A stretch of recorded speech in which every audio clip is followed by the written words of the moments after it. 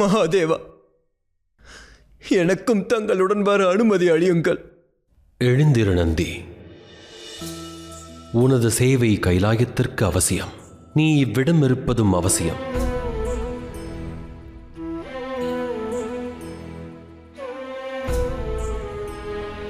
தேவேந்திரா, வரும் காலத்தில் இதைவிட சோதனைகளை எதிர்கொள்ள நேரிடும். அதற்கு ஆயத்தமாக இருக்க வேண்டும்.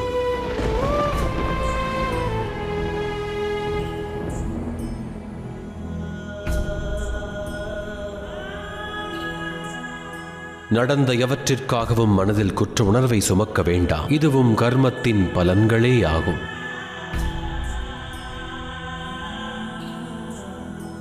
உனது அன்னையின் இந்த முடிவை நான் ஸ்வீகரிக்கின்றேன். ஏனெனில் அவள் என்னுடைய இடத்தில் எனது வாரிசையும் தேர்ந்தெடுத்துள்ளாள். இதுவே முறையானதும் ஆகும்.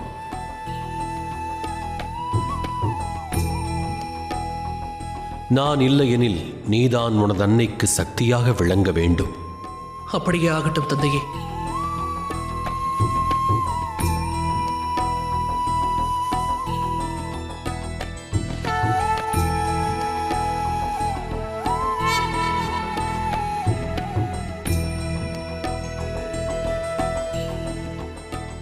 நினைவிருக்கிறதா மகனே?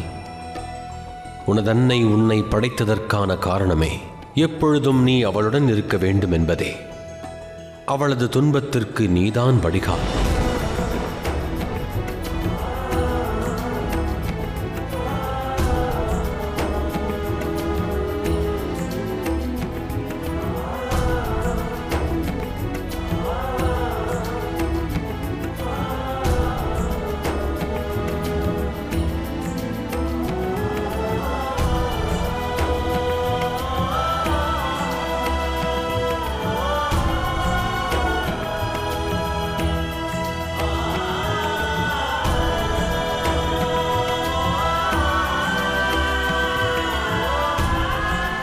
கடந்த முறை நான் கைலாயத்தை விட்டு சென்ற போது தாங்கள் என்னை தடுக்கவில்லை.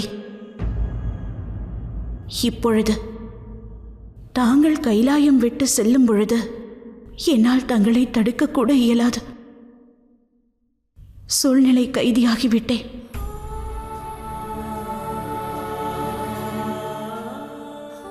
கௌரி, இப்பிரபஞ்சத்தின் எவ்விடத்திற்கு நான் சென்றாலும், எத்திசையை நோக்கி நான் பயணித்தாலும் மீண்டும் இவ்விடமே வர வேண்டும். இதுவே எனது வசிப்பிடமும் ஆகும். இது எனது இல்லம். ஏனென்றால் நீ இங்கு வசிக்கிறாய் கௌரி.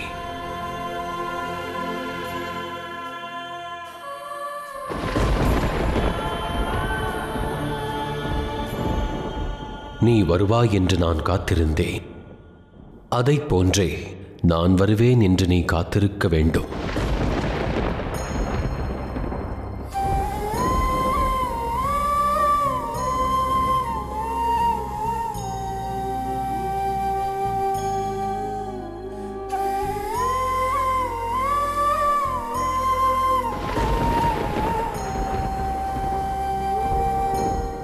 புறப்படுவோம் குமாரர்களே.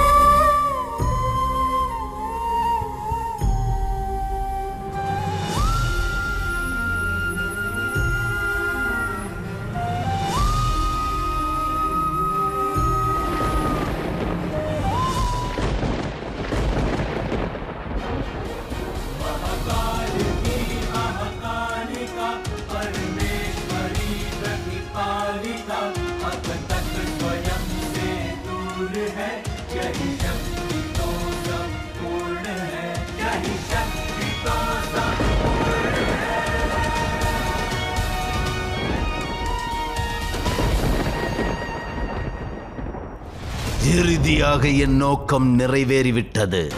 மகாதேவர் கைலாயத்தை விட்டு கிளம்பிவிட்டார். என் பழிவாங்கும் நடவடிக்கை நிறைவேறப் போகிறது மகாகாளி. மகாகாளி மகாகாளி.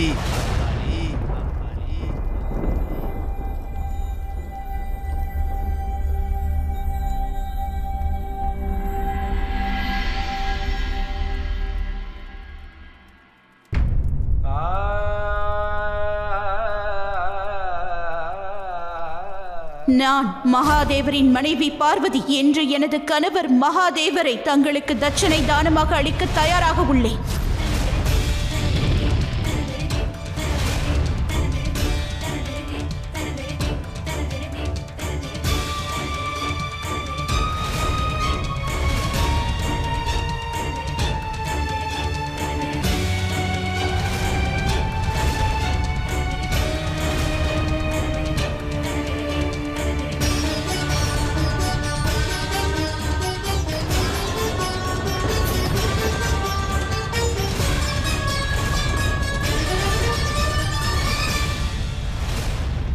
மாமா அவர்களே, தாயார் என்ன செய்து கொண்டிருக்கிறார்?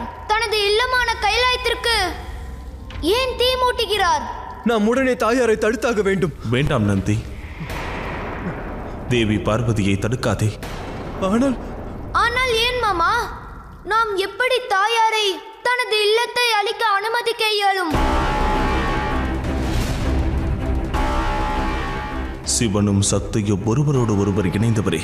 அவர்கள் உடல் ரீதியாக பிரிந்திருந்தாலும் கூட என்றும் அவர்கள் ஒன்றாகவே இணைந்திருப்பார்கள். ஆனால் நாம் ஒரு பொருளையோ அல்லது ஒரு நபரையோ தானமாக அளித்து விட்டால் அதன் மீதான பற்றை துறந்துவிட வேண்டும். மகாதேவரை தானமாக அளித்த பிறகு பார்வதி தேவியார் சிவனுடனான தனது இணைப்பை மறந்துவிட வேண்டும். நிச்சயமாக கைலாயத்தின் ஒவ்வொரு பொருளும் ஒவ்வொரு இடமும் பார்வதி தேவிக்கு மகாதேவரை நினைவூட்டிக் கொண்டே இருக்கலாம். அதனால்தான் மகாதேவர் மீது முழுவதும் பற்றில்லாமல் இருப்பதற்காக தேவி பார்வதி தன்னுடைய சொந்த வசிப்பிடத்தையே நெருப்பிற்கு இரையாக்கிக் கொண்டிருக்கிறார். சனத்குமாரை எவரோ வற்புறுத்தியுள்ளார்கள் என்பதை நாம் அறிவோம். ஆனால் அது யாராக இருக்கும்? துர்கமாசுரன். பாருங்கள் தந்தையே, இன்று முதல் தங்கள் மரணத்திற்காக நான் பழிவாங்கத் தொடங்குவேன். எந்த மகாதேவர் பார்வதி தேவியை மகாகாளியாக அவதாரம் எடுக்க தயார் செய்தாரோ, எந்த மகாகாளி தங்களை வதம் செய்தாரோ,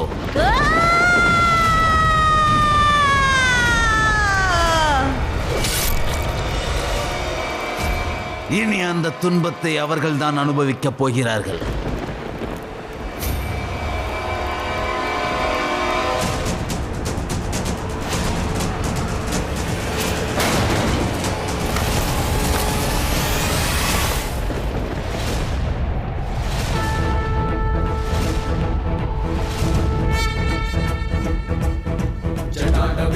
जल प्रवाह पावितस्थले कलेवलम्ब्य लम्बिता भुजंग तुंग मालिकाम् टमट्टमट्टमट्टमन्निनादमट्टमर्वयं चकार चण्ड ताण्डवं तनुपुरं शिव शिव. வாருங்கள் மகாதேவா, பாதாள உலகத்திற்கு ரூருவின் புதல்வன் துர்கமாசுரன் தங்களை இனிதே வரவேற்கிறேன்.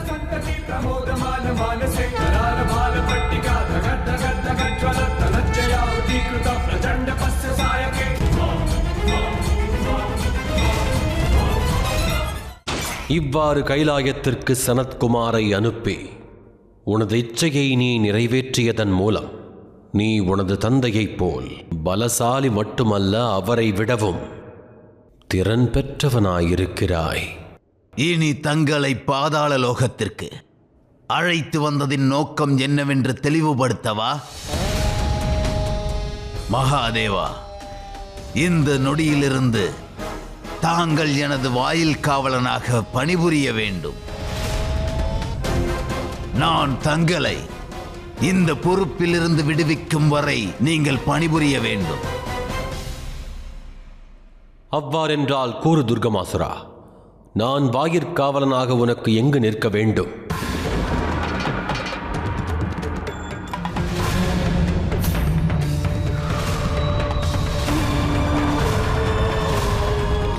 அப்படி என்றால் தாங்கள் என் வாயிற்காவலன் பதவியை ஏற்றுக்கொள்கிறீர்களா? அதற்கு எந்த எதிர்ப்பும் இல்லையா? இந்த பாதாளமானது இப்பிரபஞ்சத்தின் ஒரு சிறு அம்சமே ஆகும் துர்கமாசுரா. அதை நான் பாதுகாப்பவன். அவ்வாறிருக்க இதனை பாதுகாப்பதில் எனக்கு எந்த எதிர்ப்பும் இல்லை. ஆனால் நினைவில் கொள், நான் அழிப்பவனும் ஆவேன். அழிக்க வேண்டும் என்ற அவசியம் ஏற்பட்டுவிட்டால் அதை புரிவதும் எனது கடமை. தங்களின் உபதேசத்தை கேட்க நான் இங்கு அழைக்கவில்லை மகாதேவா. ஏனெனில் உண்மை என்னவென்றால், தங்கள் மனைவி பார்வதி தேவியே தன் புதல்வனுக்காக தங்களையே இழந்து மாபெரும் தவறை இழைத்து விட்டார். அந்த தவறுக்கான தண்டனையை பிரபஞ்சம் இப்போது அனுபவிக்கப் போகிறது.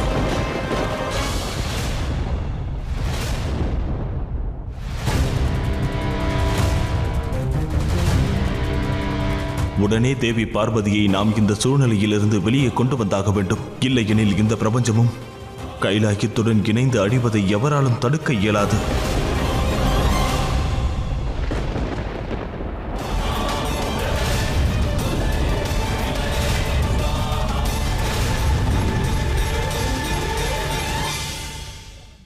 ஆனால் மாமா அவர்களே, தாங்கள் இந்த பிரபஞ்சத்தை பாதுகாப்பவர். அப்படியென்றால் தங்களால் நிச்சயமாக இந்த நெருப்பின் தாக்கத்தை அழிக்க இயலும். தாங்கள் ஏன் தாயாரிடம் சென்று இதை பற்றி உரையாடக்கூடாது? இது அத்தனை எளிதல்ல விநாயகா. நான் நினைத்தால் எப்பொழுது தேவி பார்வதியிடம் சென்று விவாதிக்கலாம். ஆனால் அவ்வாறு செய்வதால் இயற்கைக்கு மேலும் அதிக தீங்கு மட்டுமே நிகழக்கூடும்.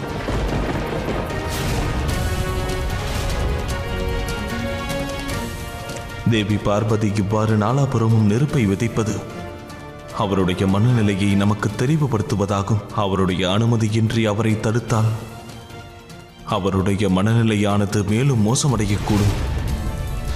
தேவி பார்வதி அவராகவே இந்த பிரபஞ்சத்தின் அனைத்து உணர்வுகள் மற்றும் கடமையிலிருந்து விலகி இருக்கிறார். ஆனால் இந்த பிரச்சனையிலிருந்து அவரை மீட்டெடுப்பது என்பது எளிதானதல்ல. ஏனெனில் பிரச்சனை என்னவென்றால், நம்மில் எவரும் அவரை இந்த பிரச்சனையிலிருந்து மீட்கும் வழியை அறியும்.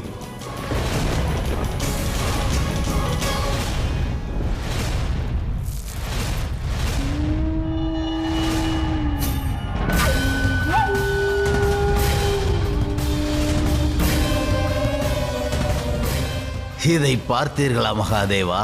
இதை பார்க்கும்போது இந்த பிரபஞ்சம் மெல்ல மெல்ல அழிந்து வருவது தெளிவாக தெரிகிறது. இது இப்படியே தொடர்ந்தால் இந்த பிரபஞ்சம் முழுவதுமாக இப்படியே சாம்பலாகி முற்றிலுமாக அழிந்துவிடும்.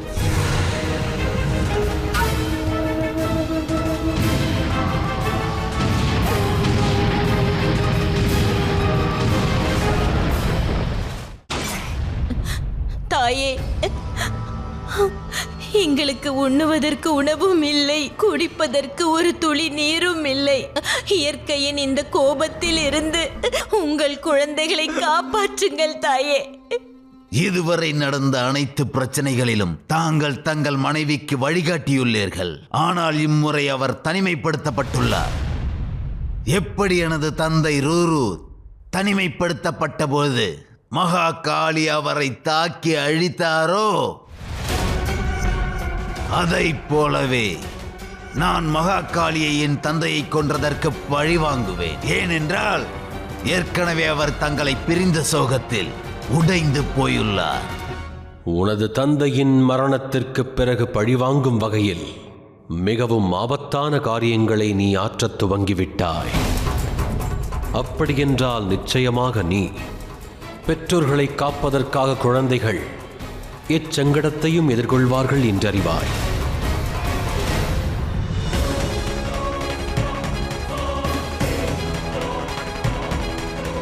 உனதன்னை உன்னை படைத்ததற்கான காரணமே எப்பொழுதும் நீ அவளுடன் இருக்க வேண்டும் என்பதே. அவளது துன்பத்திற்கு நீதான் வடிகால். ஒரு வழி உள்ளது. தாயார் எந்த உணர்வுகளை இழந்து விட்டு நிற்கின்றாரோ அந்த உணர்வுகளை நாம் வெளிக்கொணர வேண்டும். தாயார் மகாதேவரின் நினைவுகளை இவ்வாறு அழிப்பதற்கு பதிலாக நினைவுகளை எதிர்கொள்ள வைக்க வேண்டும். இதை நாம் செய்ய வைத்தாக வேண்டும். ஆனால் அது எப்படி சாத்தியமாகும்? உண்மையில் தமையா, தாங்கள் ஒன்றை மறந்துவிட்டீர்கள். நான் நடராஜனின் புத்திரன். என்னை நடேசன் என்று ஏன் அழைக்கிறோம் என்பதை இந்த பிரபஞ்சம் என்று அறிந்து கொள்ளப் போகிறது. ஏனெனில் என்று நான் எனது தாயாருக்காக இந்த பிரபஞ்சம் கற்பனை செய்து கூட பார்க்க இயலாத ஒரு வடிவம் எடுக்கப் போகிறேன்.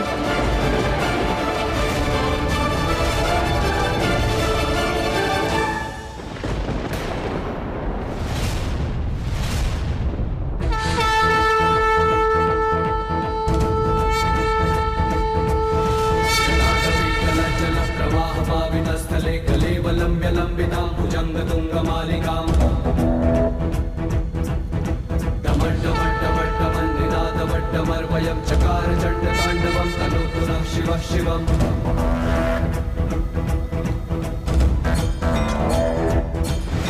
धराधरेन्द्रनन्दिनी विलासबन्धुबन्धुरस्फुरद्दिगन्तसन्तति प्रमोदमान मानसे करालभालपट्टिका धगद्धगद्धगज्ज्वलज्जयाहुतीकृत प्रचण्डपस्य सायके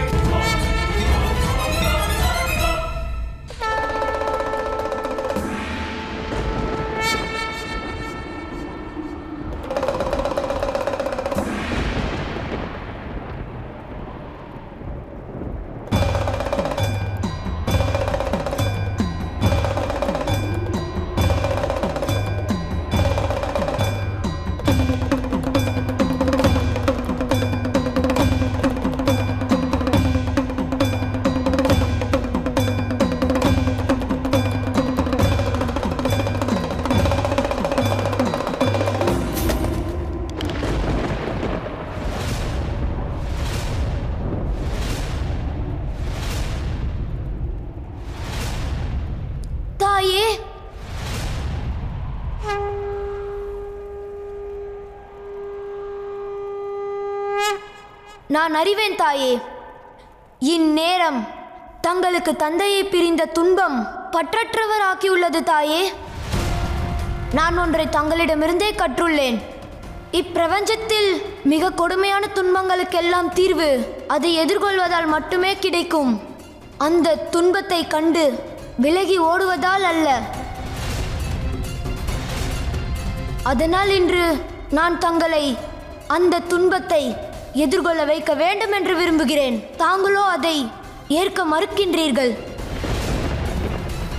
ஒரு நபரின் நினைவுகள் அனைத்தையும் அதனுடன் தொடர்புள்ள உணர்வுகளையும் தாங்கள் காண மறுக்கிறீர்கள். அவர் தங்களின் கணவர் ஆவார். அவர் கைலாயத்தை நிச்சயமாக திறந்திருக்கலாம்.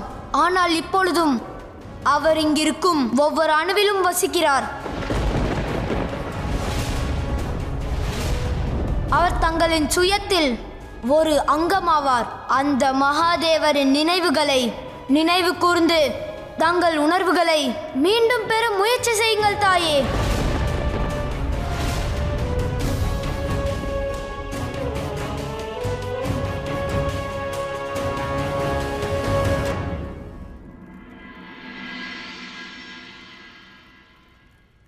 நினைவு கூறுங்கள் தாயே.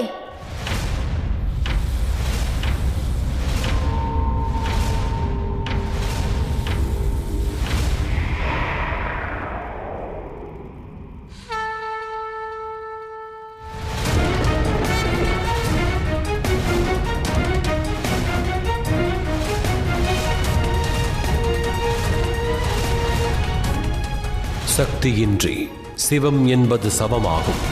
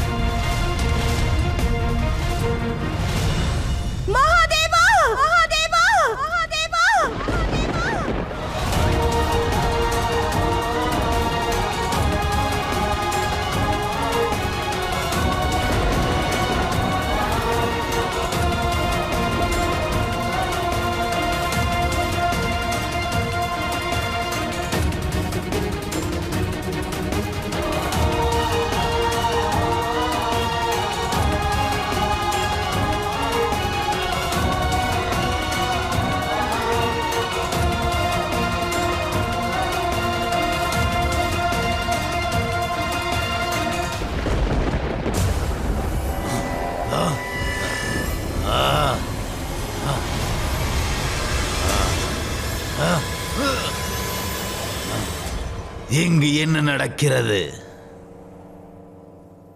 ஒன்றுமில்லை துர்கமாசுரா, அது கண்ணீர்தான்.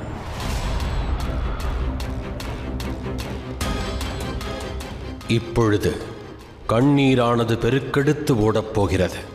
அதைக் கண்டு இப்பிரபஞ்சமே கண்ணீர் ஊற்றிலிருந்து வெளிப்படுகிறதோ என்று எண்ணப் போகிறார்கள். கண்ணீரின் சக்தியை இப்பிரபஞ்சமே காணப்போகிறது.